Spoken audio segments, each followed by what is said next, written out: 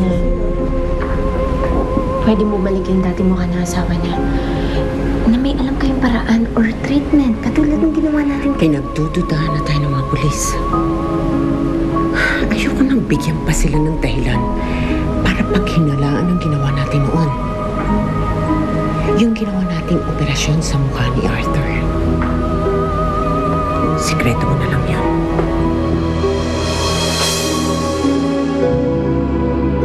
I was at the top of my class and very good in it.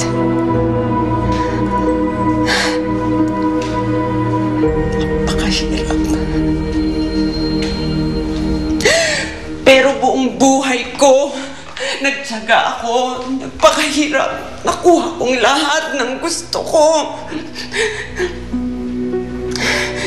Yumaman ako. Tiningala. I earned them all. Life was very good to me.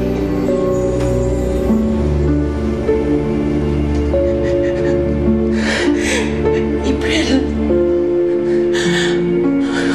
ayoko mawala sa akin to. Ayoko mabago. I'm sorry. Sana hindi ko na sinabi kay Vivian ang totoo. Pero Mami, masisiguro ko na hindi mawawala ang lahat ng to sa'yo. Gagawa ko ng paraan para hindi kayo mapahamak. I'll make sure of it. I'm sorry. I'm so sorry.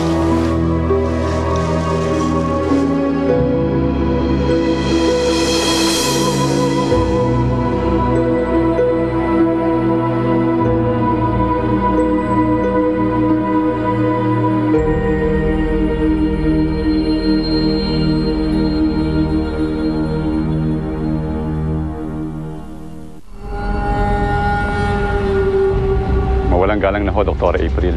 Bakit ko pinalilibing ka agad ang bangkay ng mami mo gayong hindi pa ho tapos ang kaso?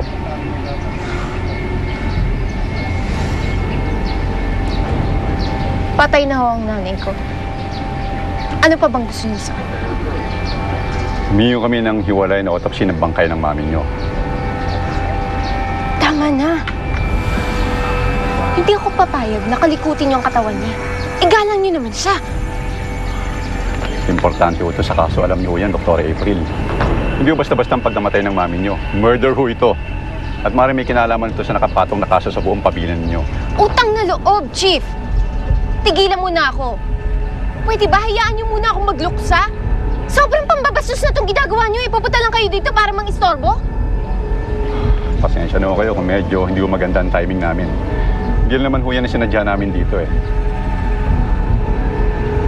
Dala ko itong warrant of arrest para sa inyo. Nagbigay na ho ng bagong statement si Dr. Arthur Salvador.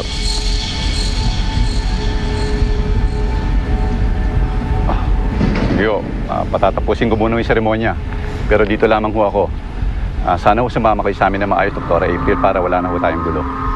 Hindi, ayoko. April! Parang away na po, huwag niyo siyang bayarin. Susubukan ko po siyang kausapin. Sukuyin mo yung kaibigan mo sa loob ng 24 na oras. Kung hindi, tuluyan na siyang magiging wanted.